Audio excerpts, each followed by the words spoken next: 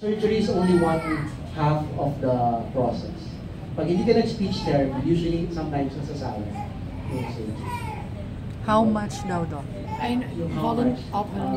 think si Ms. Mel will usually our patients to sponsor. for sponsoring, it's si Ms. Mel.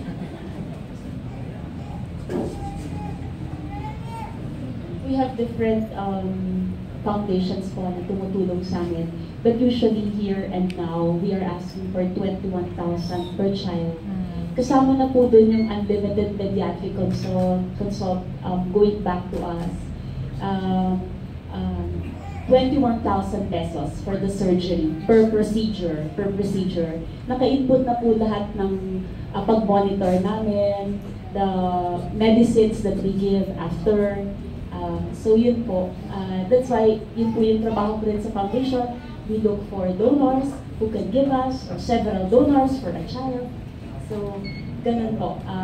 Each one, and we look for volunteers na iba't ibang klase. No? So, makita niyo yung mga busy tao ngayon dito yan. Yan yung aming mga volunteers.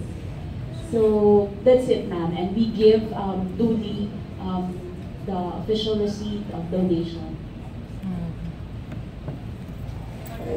Follow up lang. Catherine, how proud are you sa mga babies mo? And will you also ask Danielle to share the love by sponsoring or helping NCF?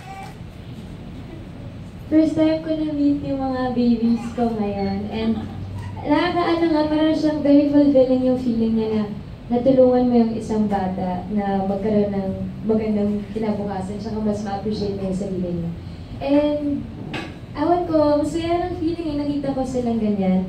Tapos, excited ako na makita sila na tumanda, kung ano nang nangyayari sa kanila and all. And andito ako to support them hanggang kaya ko. And sinabi ko to kay DJ, of course, gusto ko rin siya i-invite sana dito, pero maybe some other time. And gusto ko ma-discuss din sa kanya maupuan yan kasi sobrang malapit din yung puso nun sa mga bata. And I'm sure pag nakita niya, baka mas umiyak pa siya sa akin.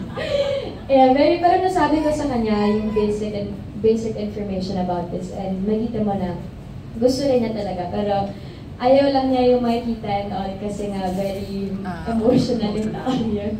Kaya, ayun, maybe ayusin po namin yung schedule para ma-explain din sa kanya further. Thank you.